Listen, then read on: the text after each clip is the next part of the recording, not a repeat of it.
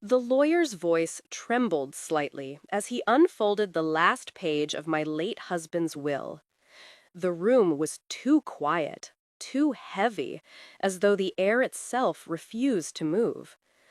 I sat straight, my hands folded in my lap, wearing the same pearl earrings I wore on my wedding day 40 years ago. Across from me sat my daughter, Vanessa, her legs crossed tightly, her expression unreadable. The light from the tall window cast shadows on her face, making her look both older and younger than she was. To my beloved wife, Clara, the lawyer read, I leave the house, the savings, and all personal belongings. So far, everything was expected. My husband, Samuel, had always been a predictable man, disciplined, faithful in appearance, a church-going soul who loved his family more than anything. Or so I thought. But then the lawyer cleared his throat. And to my daughter, Vanessa, he continued, I leave the remainder of my estate, along with the truth I've hidden for 30 years. The room froze. My breath caught. The lawyer's eyes darted nervously between me and my daughter. Mrs. Jenkins, he said softly, there's an additional letter your husband left. He insisted it be read aloud today. Before I could speak, Vanessa's hand flew to her chest. A letter? What truth? The lawyer unfolded the paper, his voice quivering again. My dearest family, he began, by the time you hear this, I'll be gone. There's something I've carried in silence, something I could never confess while alive. Clara, Vanessa is not your daughter by blood. The sound that followed was not human. It was a gasp, a cry, a broken sob, and it came from Vanessa. She stood up, stumbled backward, then collapsed onto the carpet before the lawyer even finished reading. I didn't move. My body refused to react. It felt as though my bones had turned to glass. The lawyer rushed to her side, calling her name, but all I could do was stare at that cursed letter, those black words that tore my world apart in seconds. Vanessa fainted. I sat frozen. And in that stillness, a single thought echoed in my mind. He lied. All those years, he lied. When I finally found my voice, it was hoarse, distant. You're saying my husband, my Samuel, had another woman? The lawyer hesitated. According to the letter, yes. And that woman gave birth to Vanessa. He raised her as yours. My world collapsed quietly. No screams, no breaking glass, no thunder. Just silence. A silence too deep to escape. I stared out the window, where the magnolia trees swayed in the breeze. It felt wrong that the world outside still moved, still breathed, when mine had stopped. Who? I whispered. Who was she? The lawyer folded the letter. He didn't name her, but he left instructions, a safety deposit box in your name. Inside, he said, you'll find the rest of the truth. The rest of the truth? How could there be more? That night, after everyone left, after Vanessa was taken to the hospital and the house fell quiet, I sat alone in the living room. Samuel's portrait hung above the fireplace, smiling that same calm, proud smile he'd always worn. I wanted to throw something at it. I wanted to ask him why. Instead, I poured myself a glass of bourbon, something I hadn't touched since my 30s, and stared into the fire. I thought about all the years I'd spent building a family, keeping it together through his long work hours, his absences, his excuses. I remembered the nights he said he had to travel for business. I remembered how Vanessa was born while he was conveniently away. And suddenly, everything connected. Every little lie I ignored, every half-smile that never reached his eyes. He had betrayed me decades ago. And now, from the grave, he was still taking things from me. But this time, I wouldn't let him win. I stood up, grabbed my coat, and reached for my car keys. The lawyer's voice echoed in my head. A safety deposit box. The rest of the truth. If there was more to uncover, I would find it. If Samuel had buried secrets, I would dig them out. And as I stepped into the night, the cold wind biting against my face, I made myself a promise. You broke me once, Samuel, but I'll find the truth, even if it kills me. The hospital smelled like antiseptic and fear. I sat at the edge of Vanessa's bed, her hand resting limp beneath the blanket. The faint beeping of the monitor was the only sign she was still with me. Her face was pale, her lips dry. She looked so fragile, nothing like the sharp, confident woman who used to stand on courtroom steps giving interviews to the press. Vanessa Jenkins, the attorney, the perfectionist, the one everyone admired. But that morning, she was just my daughter. Or at least, she had been. When her eyes fluttered open, relief washed over me for a moment, but it didn't last. She blinked slowly, her gaze finding me. Then her expression hardened. "You knew," she whispered. The words cut deeper than any knife. "Vanessa, don't." Her voice was weak, but the anger underneath it burned. "You knew, didn't you? That I wasn't his, that I wasn't yours." My throat tightened. "Baby, listen to me. Don't call me that." Her voice rose, startling the nurse passing by the door. Vanessa sat up, pulling the IV from her arm. "You lied to me my entire life. You let me grow up thinking I was his daughter, your daughter." I tried to reach for her hand, but she pulled away. "How could you not know?" she shouted. "All those years, didn't you ever suspect something? Didn't you ever wonder why I didn't look like either of you?" Her words echoed through the sterile white room. I couldn't answer. Because once upon a time, I had wondered. When she was born with lighter skin, straighter hair. When Samuel brushed away my questions with a laugh. "Genetics are funny, Clara." I had chosen to believe him, because belief was easier than truth. Tears welled up, but Vanessa wasn't done. "I spent my whole life trying to make him proud," she said, "trying to be perfect. And now I find out he wasn't even my father? That I'm some mistake he tried to hide?" "Don't say that," I begged. "You're not a mistake." "Then what, Mother?" She spat the word like poison. "A secret? A burden? Some other woman's child you raised out of pity?" The pain in her voice shattered me. I wanted to tell her everything. How Samuel had never said a word. How I had no clue until today. But would she believe me? Vanessa swung her legs off the bed. "I need air." "Please, just listen." "No," she snapped. "I don't even know who I am anymore. You and Dad, you built my whole life on lies. And now he's dead, and I can't even hate him properly because you're still here defending him." Her words burned through me, but I didn't fight back. I just watched her storm out of the room, barefoot, tears streaking her face. Outside the hospital, rain began to fall. Soft at first, then heavy, pounding against the pavement. I followed her out under the awning, watching as she stood at the edge of the parking lot, head tilted to the sky. She looked like a child again, lost, confused. I walked toward her slowly. "Vanessa, come inside. You'll get sick." "You should have told me," she said, without turning.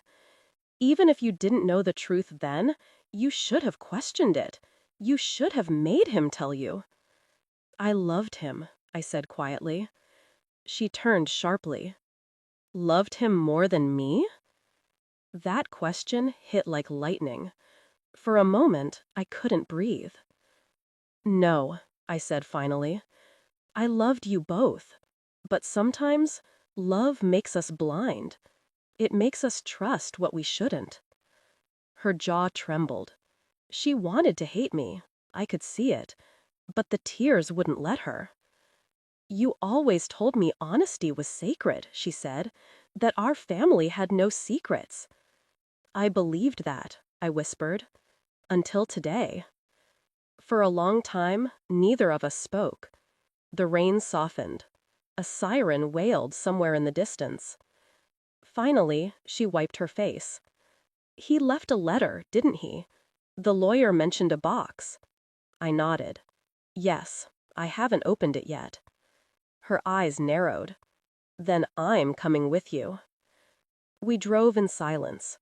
The windshield wipers squeaked rhythmically, marking the seconds between us like a metronome. I wanted to tell her everything I'd ever done for her, the sleepless nights, the sacrifices, the love that never faltered. But I knew words wouldn't heal this. Not yet. When we reached the bank, Vanessa's professionalism returned. She straightened her coat, wiped her face, and walked beside me like a stranger. The bank clerk led us to a private room. The box was small, old, with Samuel's handwriting etched on the label. For Clara and Vanessa, when I can no longer speak. My hands trembled as I turned the key. Inside was an envelope, a faded photograph, and a small velvet pouch. Vanessa reached for the photo first. It was of Samuel, younger, smiling, his arm wrapped around a woman I didn't recognize. She had kind eyes, strong cheekbones, and in her arms, a baby. Vanessa froze. "That's me," she whispered. My knees nearly gave out. The letter inside the envelope was sealed with wax, the kind Samuel used on church invitations. I broke it open. If you're reading this, it means I finally faced what I feared most, the truth coming to light. Clara, I never meant to betray you, but life doesn't always go as we plan. The woman in the picture is Evelyn. She was my friend before you and I married. When she passed away, she left behind her child. I couldn't let the world take her. So, I took her as mine. Ours. Vanessa's breath hitched. Evelyn? That's my mother? I looked up at her. My daughter, my not daughter, the person who still owned my heart, and saw a storm in her eyes. He lied to both of us, she said, but at least now I know where I come from. She turned away, clutching the photo to her chest. And just like that, she walked out again, leaving me alone in that cold, bright room, with nothing but Samuel's ghost and the weight of his sins. That night, I placed the photo on my nightstand, beside the picture of our wedding day. 2 women, 1 man. One truth too heavy for all of us. I whispered into the darkness. You thought you could hide her from me, Samuel, but you forgot. I always find the truth. Then I turned off the light. It had been 3 weeks since the will was read, and the house had never felt so empty. Every sound seemed to echo: the ticking clock, the hum of the refrigerator, the soft groan of the wooden floor beneath my feet. Once, those sounds meant life. Now they only reminded me who wasn't there. Vanessa hadn't called, not once. The morning after we opened the box, she packed a bag and left. No goodbye, no hug, just a simple sentence that tore my heart in half. I need to know where I come from, and I can't do that here. She didn't say, I'll come back. She didn't even look back. I spent the first week convincing myself she needed time, that she'd cool off and call. But every day that passed without her voice felt like another thread of my life unraveling. I'd wake up early, make coffee for 2 out of habit, then pour hers down the sink. I'd stand by the window every evening, watching the mail truck stop at the corner, hoping for a letter. But nothing came, only bills and silence. The neighbors had stopped asking questions. People in this town always smelled scandal faster than smoke, and everyone loved to talk about the widow Jenkins. You hear what happened? Turns out her daughter ain't even hers. Poor thing. That husband of hers had a whole other life. They didn't say it to my face, of course, but whispers carry. I learned to smile politely and keep walking, because dignity was the only thing I had left. One afternoon, as I cleaned the living room, I found Vanessa's childhood photo album. The pages were worn, corners bent. Each picture was a memory I'd lived twice, once with joy and now with grief.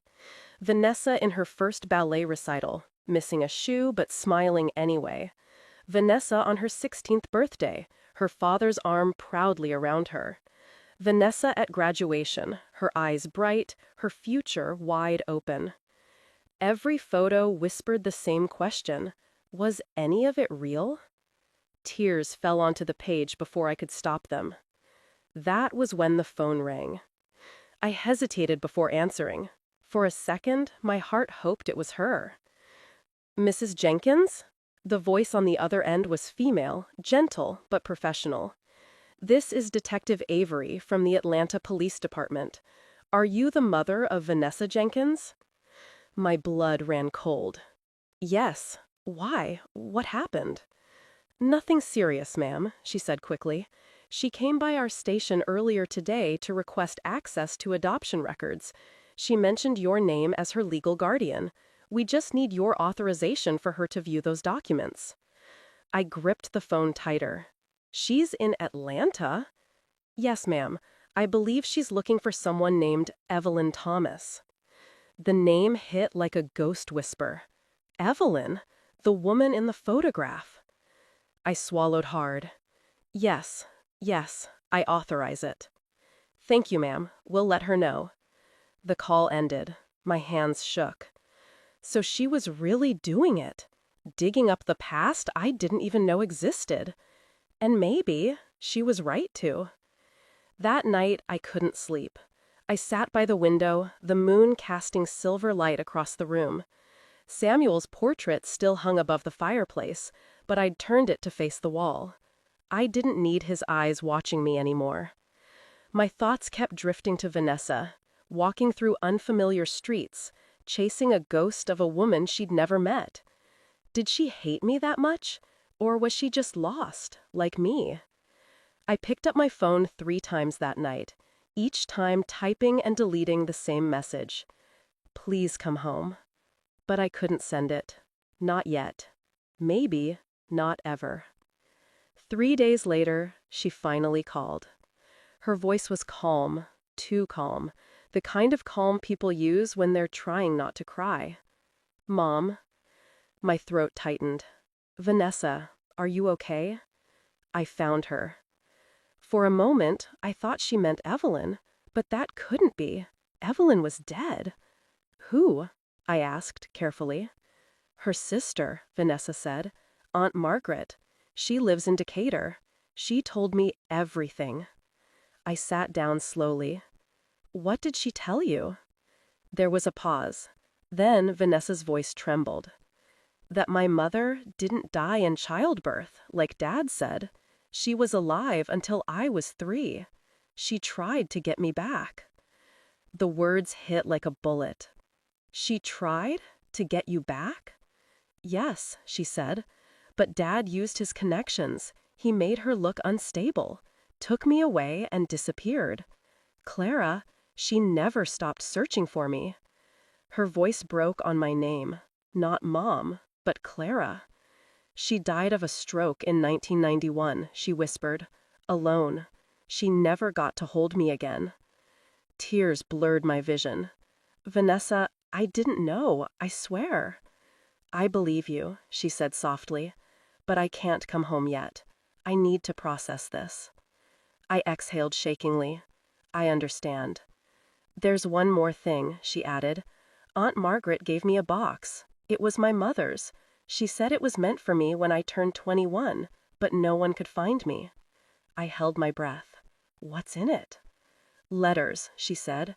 "And A locket. There's a photo of her on one side, and on the other...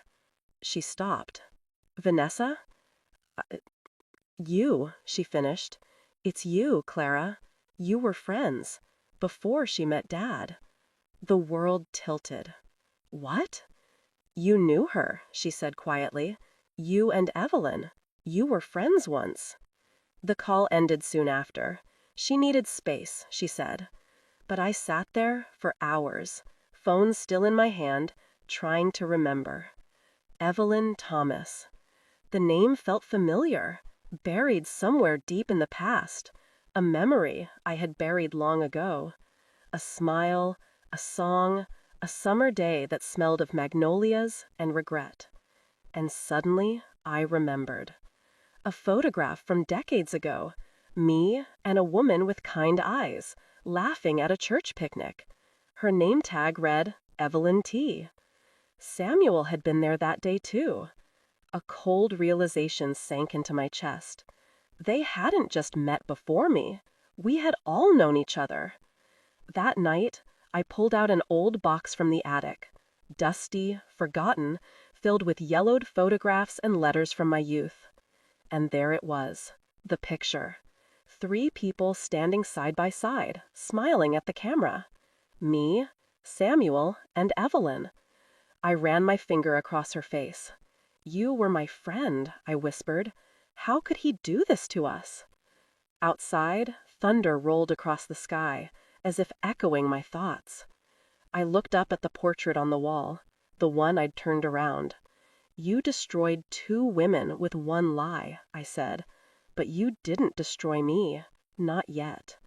And for the first time since the will was read, I felt something that wasn't grief. It was purpose.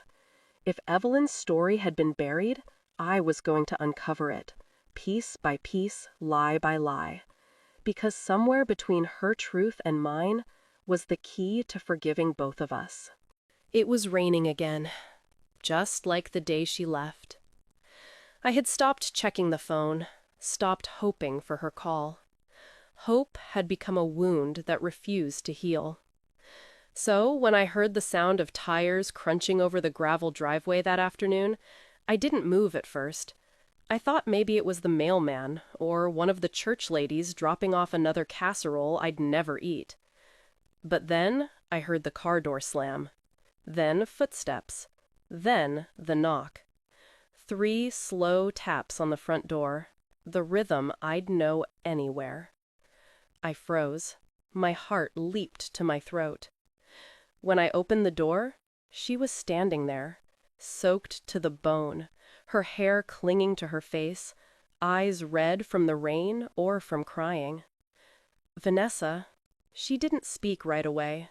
She just looked at me, really looked, as if trying to decide whether she still saw her mother or just a stranger who'd lied. Then, quietly, "Can I come in?" I nodded. Always. She stepped inside, her heels clicking against the hardwood floor.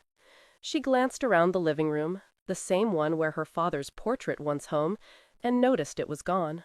"You took it down. I couldn't stand him watching me anymore," I said. A faint, bitter smile crossed her lips. Good. She sat on the edge of the sofa, rubbing her palms together for warmth. I brought her a towel and a cup of tea, just like I used to when she'd come home late from college, exhausted and homesick. For a long time, neither of us spoke. The silence was thick, but softer than before, less like a wall, more like a bridge being built one plank at a time.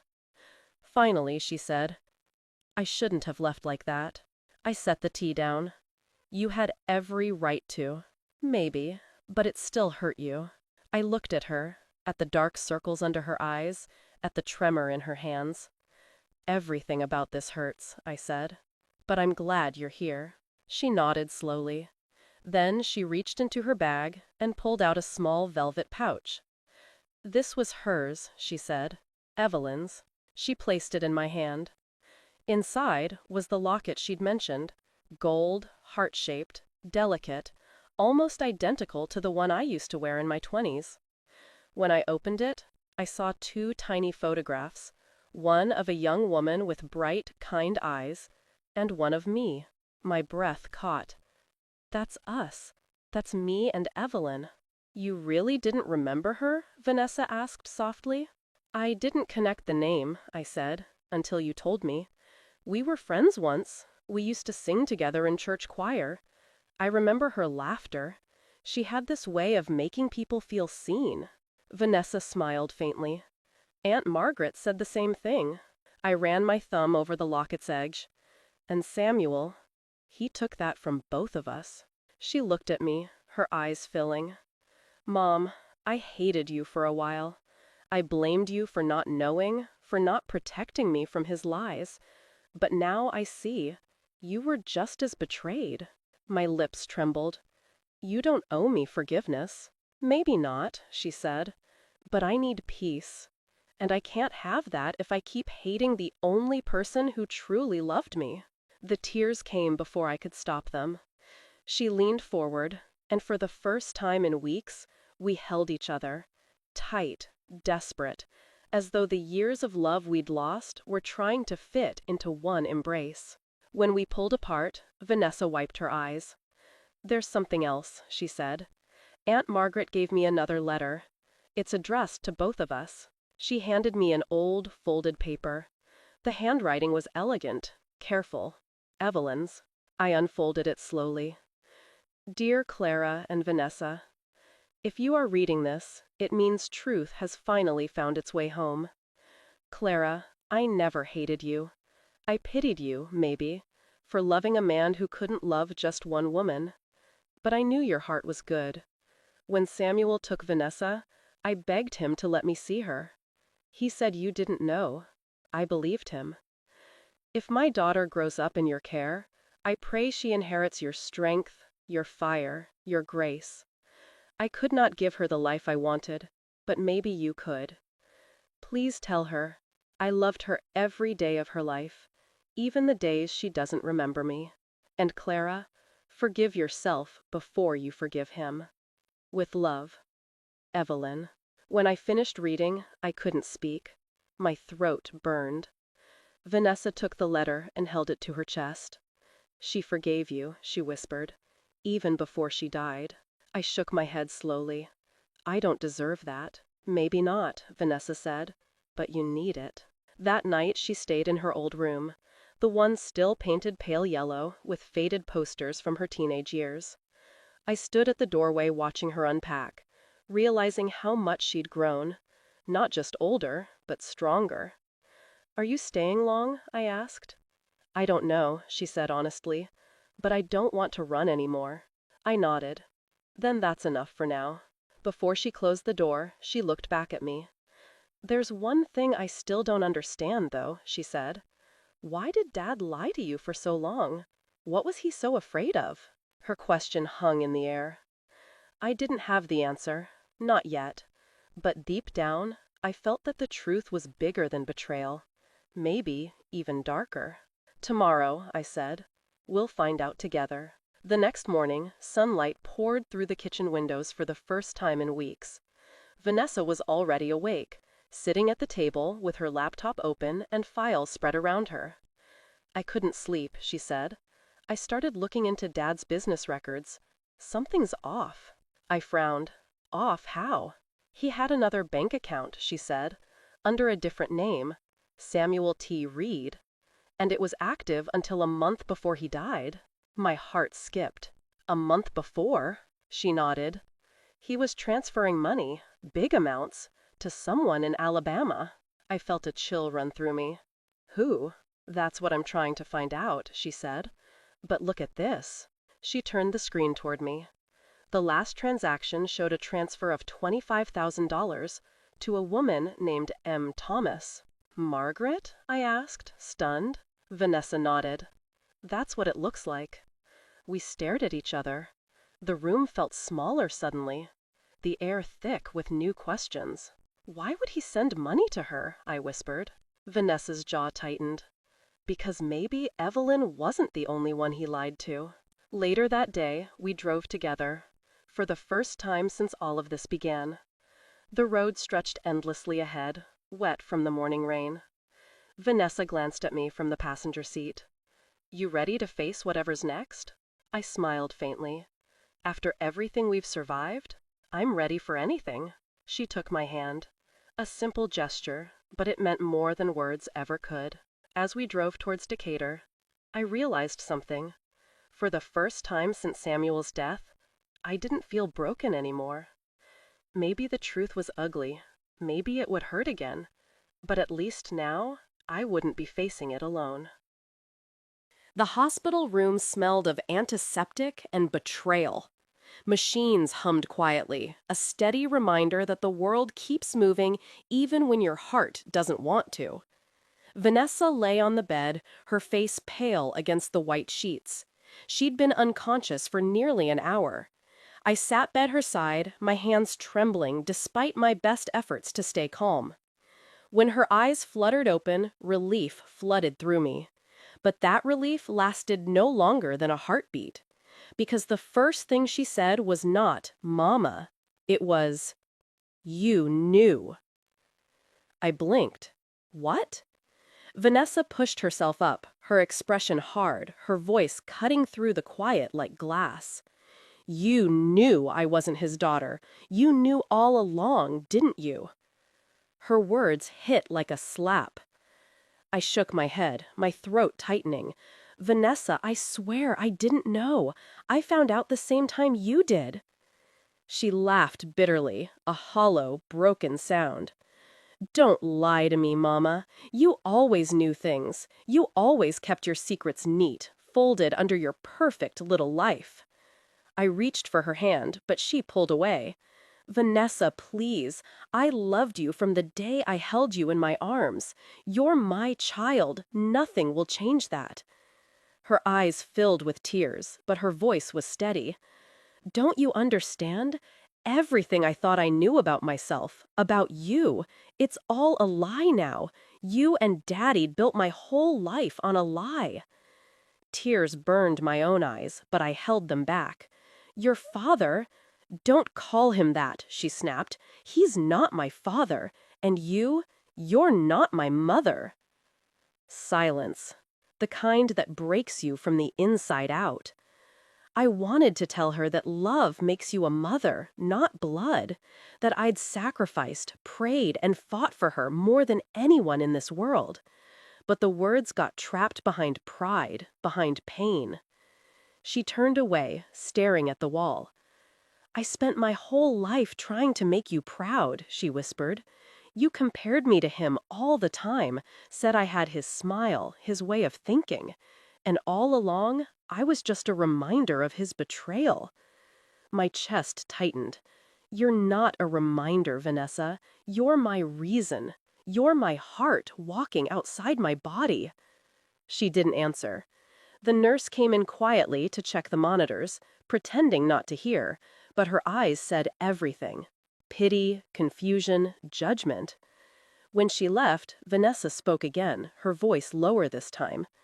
"He left a letter. He planned this. Why now? Why would he destroy us like this?" I exhaled slowly, staring at the floor. Maybe guilt. Maybe he couldn't die without unburdening himself. "Or maybe he wanted you to suffer," she said, her tone sharp as a blade. That cut deeper than she knew, because deep inside, I'd wondered the same thing. Later that night, I drove home alone. The city lights blurred through my tears. I parked in front of our house, my house now, and sat there for a long time, gripping the steering wheel like it could hold me together. The letter, the box, the lies. Everything had changed. When I finally stepped inside, the house felt like a stranger's home. Every photo, every piece of furniture, a lie frozen in time. I stopped by the mantel. There was a family photo, me, Samuel, and Vanessa on her 10th birthday. We were smiling. But now, all I could see was betrayal dressed as happiness. I took the frame, stared at it, and whispered, "You've taken enough from me, Samuel, but you won't take her." I set the photo down and walked to my study. There, I pulled out a folder from my desk.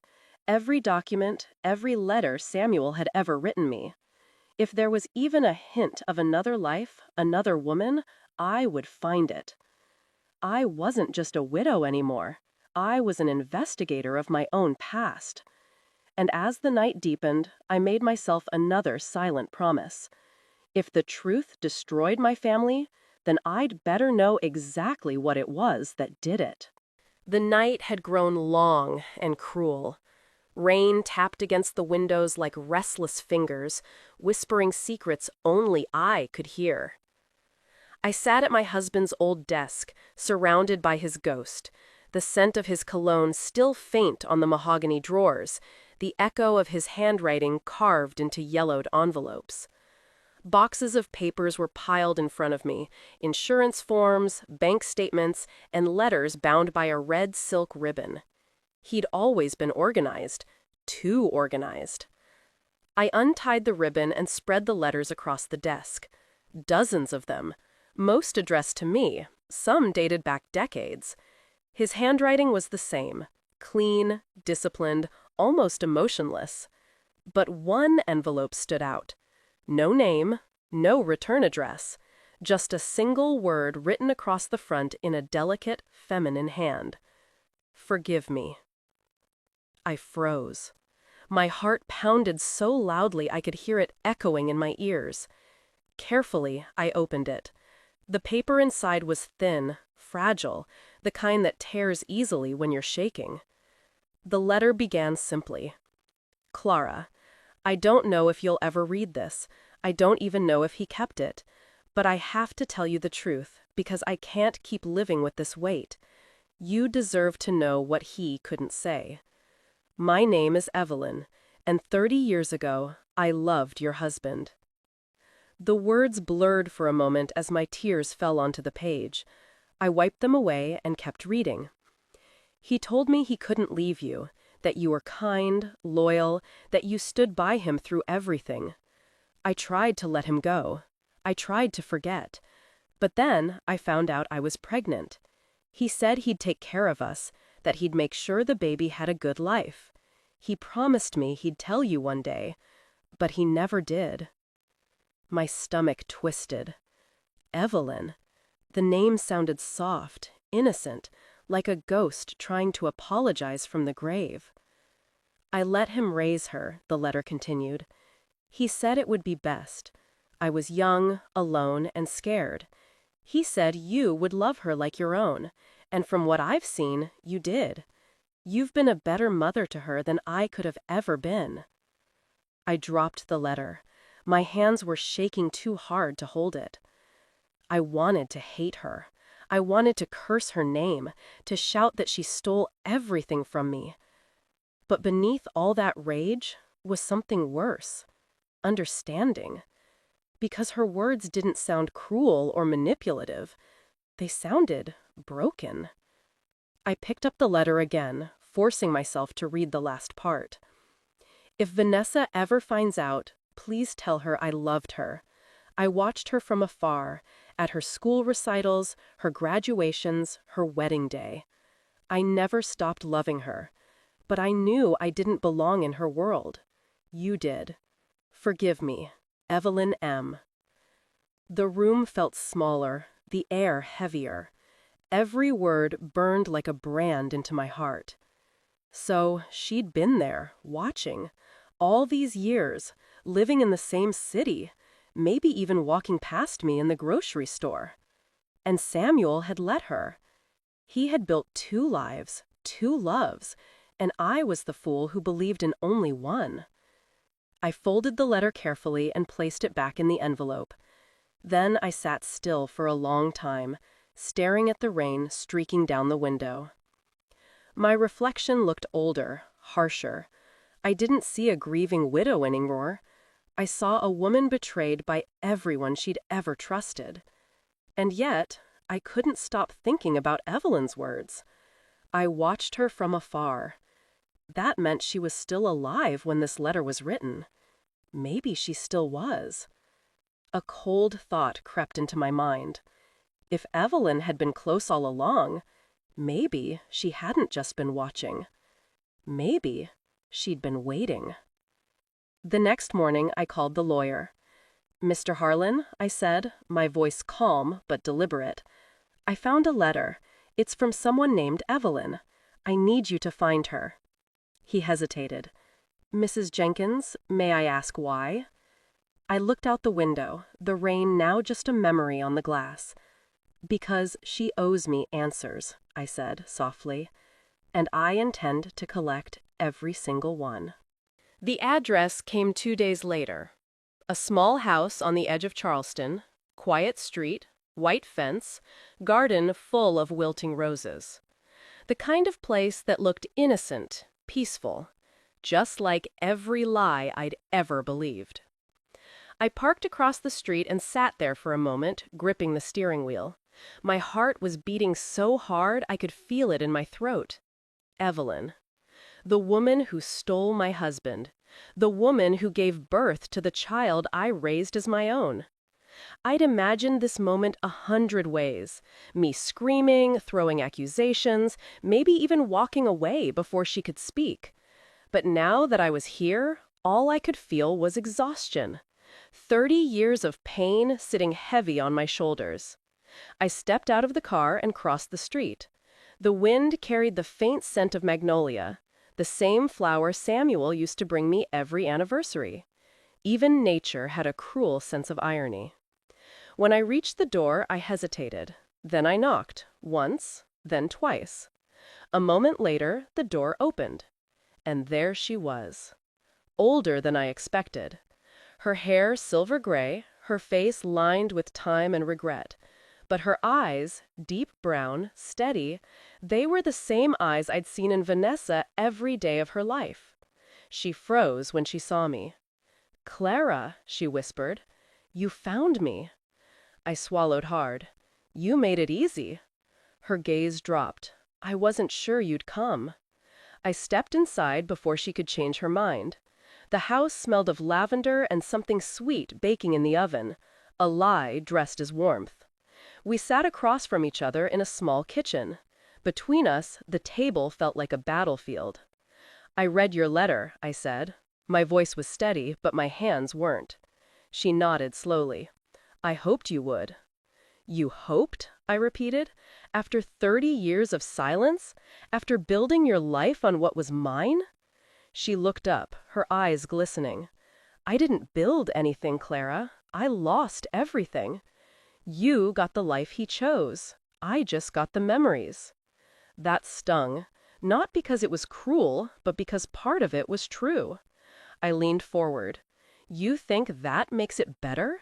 That you stood by and watched me love your child while you hid behind closed doors?" Tears welled in her eyes. "I wasn't hiding. I was surviving. He told me it was the only way. He said if I loved Vanessa, I'd let her go." I laughed bitterly. "And you listened to him? That man lied to both of us." She flinched. "I know." There was silence for a moment, heavy and suffocating. Then she whispered, "He said he'd tell you. I believed him. Every year I waited for him to make it right." I clenched my fists. "And when he didn't?" "I almost did," she said, her voice cracking. "I came to your house once.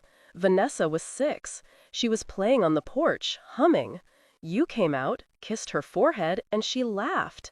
She paused, trembling. "That's when I knew I couldn't. She was yours."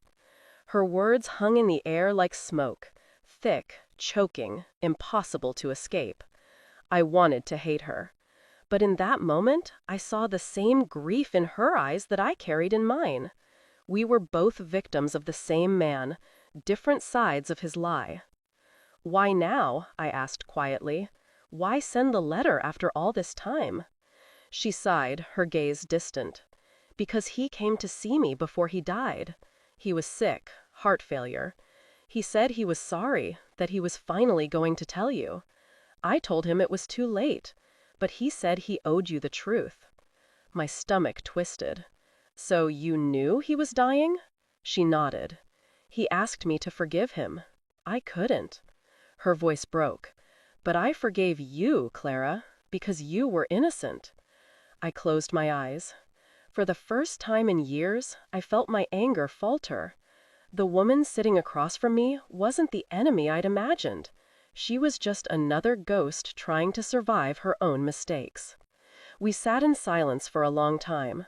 Finally, I asked, "Does Vanessa know?" Evelyn shook her head. "No, I never wanted her to. But if she does now, tell her I never stopped loving her." I stood, my voice low. "You should tell her yourself." Her eyes widened. "You'd let me?" I met her gaze, steady, cold, but honest. "I don't know what I'll do tomorrow," I said.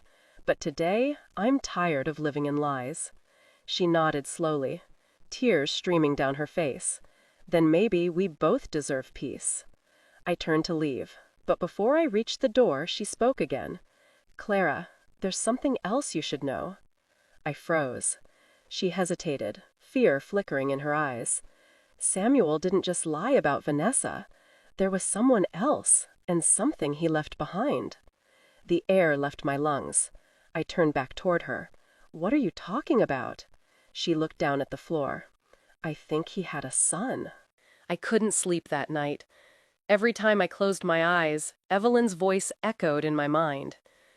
"I think he had a son." 3 words, just 3, and my world shifted again. A son. Another child born from the same web of deceit. Another life built on lies. By morning, I was done being silent.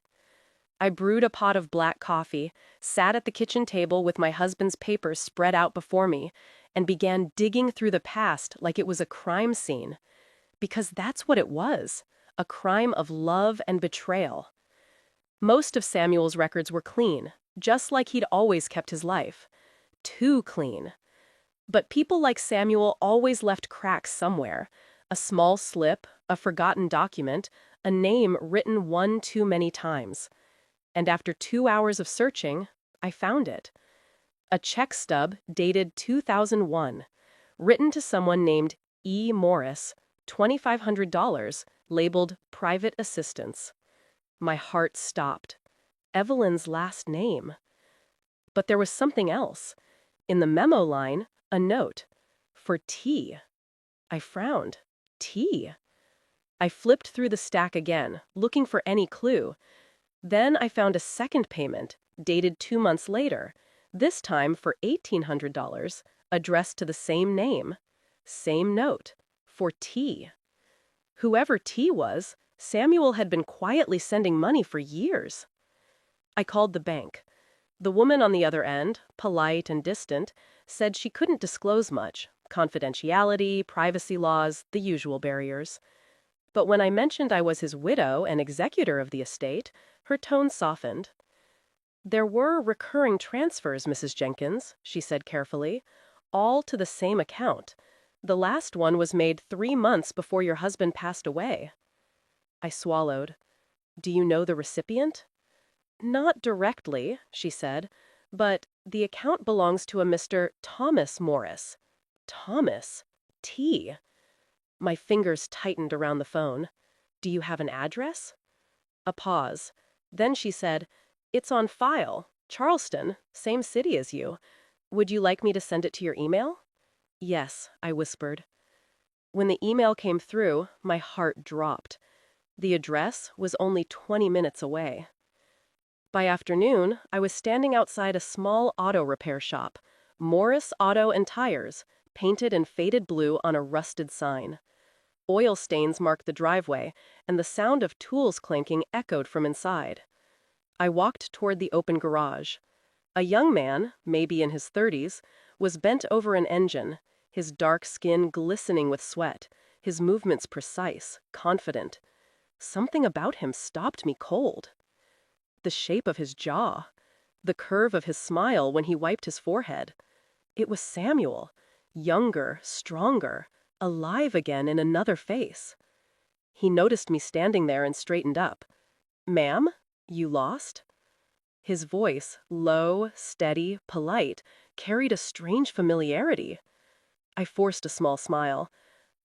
I'm looking for Thomas Morris." "That'll be me," he said, tossing the rag onto the counter. "How can I help you?" For a moment, I couldn't speak.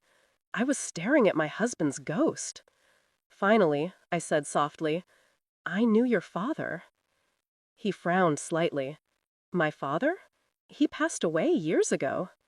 I nodded slowly. "I know." He studied me with cautious curiosity. "Your family?" The word hit harder than I expected. "I was his wife," I said finally. Silence. Thomas froze, the wrench slipping from his hand. "You're Clara Jenkins?" "Yes." He took a step back, his eyes wide. "He told me you'd never want to see me, but you'd hate me." I felt the air catch in my chest. "He told you about me?" Thomas nodded slowly. "Not much. Just that he couldn't tell you about me. Said he made too many mistakes already." I stared at him, anger and sadness twisting together inside me. "So it's true," I whispered. "You're his son." He didn't deny it. He just looked away, jaw tight. "Yeah, guess that makes us something, huh?" "Something," I repeated quietly. For the next hour, we sat in his small office at the back of the shop. He made coffee, bitter, too strong, and we talked. He told me his mother had passed years ago. She'd raised him alone. He'd never had much, but Samuel sent money sometimes, enough to keep him in school, to keep food on the table. "He wasn't a bad man," Thomas said softly, "just a coward. He wanted to do right by everyone, but you can't live like that. Somebody always gets hurt." I looked at him for a long time. "You sound like him." He smiled faintly. "So I've been told." Then his expression darkened. "He came to see me before he died. Said he wanted to make things right, but I guess it was too late." My hands trembled around my cup. "Did he say anything about Vanessa?" Thomas nodded slowly. "He said she was special, that she didn't know the truth yet. He asked me not to reach out to her. Said she was better off not knowing." I stared at him, tears welling. "He lied to all of us, Thomas. Every single one of us." He met my gaze, calm but pained. "Then maybe it's time someone told the truth." When I left the shop, the sky was turning orange with sunset.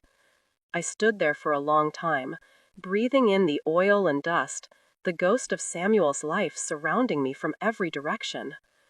Now there were no secrets left to uncover, only choices.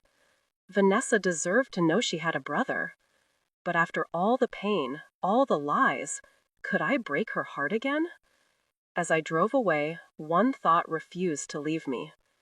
Sometimes the truth doesn't set you free. It just changes the shape of your prison. The lake house stood silent, shrouded in mist and memory. The familiar scent of pine and old wood filled the air as I parked outside. My heart pounded. Every step forward felt like stepping into a truth I had long feared. The envelope Samuel had left was warm in my hand. His last instructions, his key, and a note. "Clara, if you are reading this, you are ready. The truth I buried here is heavier than my body will ever be. Use this key wisely." I entered the house cautiously. Dust covered the furniture, and photographs of happier times stared at me like ghosts. The fireplace caught my eye. Beneath it, a hidden drawer, one I had never noticed, held a small, leather-bound diary. I took a deep breath and opened it. Samuel's handwriting, familiar and precise, stared back at me. "If anyone reads this, it means the life I've tried to control has slipped through my fingers. Clara, I owe you the truth, even if it destroys what we've built." Page after page revealed secrets I had never imagined. Samuel wrote of Evelyn, a woman from his past, a love affair long hidden. He wrote of Thomas, their son, born in secrecy and supported from afar. He had documented every payment, every visit, every lie. I tried to protect Clara and Vanessa from the consequences of my actions. I thought I could manage both worlds, but I failed. My sins follow me even in death. I felt anger, sorrow, and disbelief intertwine. He had kept these secrets so meticulously, and yet here they were, finally laid bare. One entry chilled me to the bone. Clara, if you are reading this, know that Vanessa is innocent. Thomas is also innocent. You must decide how and when to reveal the truth to them. I leave this choice to you. Guide them, but protect their hearts. The diary was more than a confession. It was a roadmap, a plan Samuel had left behind to correct his wrongs after death. I spent hours reading, absorbing the weight of his double life. It hurt, yes, but there was a strange clarity that came with knowing. By dawn, I closed the diary gently. I knew what I had to do next. Vanessa needed to know about her half-brother. Thomas needed to meet his sister. The wind blew softly through the open window, carrying the scent of pine and promise. The truth was heavy, painful, and terrifying, but it was finally in my hands. The sun was just rising over the horizon, casting golden light across the city. I drove to Vanessa's apartment with the diary pressed tightly against my chest. Each block I passed, my stomach twisted. This conversation would change everything. There was no turning back. I knocked on her door. A moment later, she opened it, her eyes widening at the sight of me. "Mom, you're here early," she said, frowning. "Is everything okay?" I held up the diary. "We need to talk, Vanessa. It's time you knew the full truth about your father and about Thomas." Her face paled. "Thomas? Who?" "Your half-brother," I said softly. "Samuel had a son, and he left it all for us to discover." Vanessa stepped back, disbelief written across her face. "What are you saying? Dad had another child? Why didn't he ever tell me?" I took her hand gently. "He thought he was protecting you. He wanted to shield you from the pain. But now, Vanessa, you deserve to know. Thomas is alive, and he's your brother." She sank into the couch, her hands trembling. I don't even know what to feel. Angry? Betrayed? Hurt? "All of it is normal," I said. "I'm angry too, Vanessa. I'm hurt. But this is our reality now. You have a brother, and you need to meet him." She covered her face with her hands. "I raised myself believing I was the only child. All these years, everything I thought I knew about Dad, about our family, it's been a lie."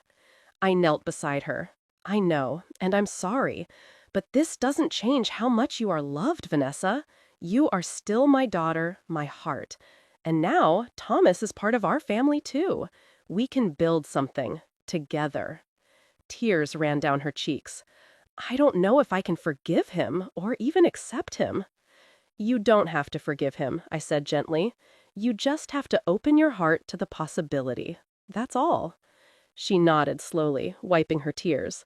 Can we meet him? Soon?" "Yes," I said, smiling softly. "I've already spoken to him. He's waiting, and he wants to meet you." Vanessa exhaled, a mixture of relief and fear. "I'm scared, Mom." "So am I admitted. But sometimes facing the truth is the only way forward." Later that day, we drove together to Thomas's auto shop.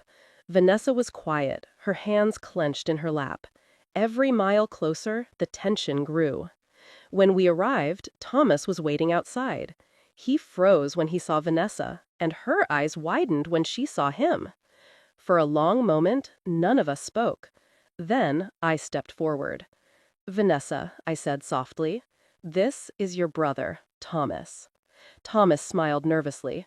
"Hi, I've been waiting to meet you." Vanessa's voice trembled. I didn't know what to expect." He nodded. "Neither did I, but I'm glad this day finally came." They stared at each other, like strangers and family all at once. Slowly, Vanessa reached out her hand. Thomas took it, his own shaking slightly. It was a small, tentative connection, but it was a beginning. I stood back, tears in my eyes, watching them. The road ahead would not be easy. Anger, jealousy, and old wounds would surface. But for the first time, there was honesty. There was possibility. And in that moment, I realized the past had tried to keep us apart, but the present was ours to shape. The autumn air was crisp as we returned to the lake house. The leaves crunched beneath our feet, and for the first time in years, the silence of the house felt like a promise rather than a burden. Vanessa walked beside me, her hand occasionally brushing against mine. Thomas followed closely, carrying a small tool bag from the auto shop, as if the day's work could somehow make the emotional weight lighter. We sat together in the living room, the diary of Samuel, our window into his secrets, resting on the table. "I still can't believe all of this," Vanessa whispered, tracing the faded handwriting. "That he kept so much from us.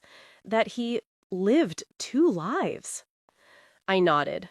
Samuel made mistakes, big ones, but he also tried, in his own flawed way, to protect us. That doesn't excuse the lies, but it does explain them. Thomas looked down at his hands. "I always wondered about him, about why he couldn't tell me about you, about Vanessa, about everything." "You were never meant to bear the weight of his choices alone," I said gently. "And now you don't have to. We can carry it together." The room was quiet for a moment. Then Vanessa spoke again, her voice steadier. "Mom, I think I understand now. He wasn't perfect. He was human. And so are we." I smiled softly. Exactly. And being human means making mistakes, but it also means choosing how we move forward. We spent the afternoon sharing stories, not just of Samuel, but of our own lives, our fears, our joys, and our plans. For the first time, there were no secrets between us, just honesty. As evening fell, the lake outside shimmered with the reflection of the sunset. Thomas stood by the window, gazing at the water. "I think we can be a family now," he said quietly. Vanessa stepped closer to him. "We already are. We just had to find our way to each other." I watched them, my heart swelling with relief and pride. 30 years of secrets, pain, and loss had led to this moment. And though scars would always remain, we had chosen to face them together. I realized that Samuel's life, and his mistakes, had shaped us, yes, but they had not defined us. We were the authors of our own future now. I took a deep breath, feeling the cool autumn breeze on my face. The past was behind us, the truth had been faced, and for the first time in a long time, hope felt possible. We were a family, flawed, scarred, and real, and that was enough.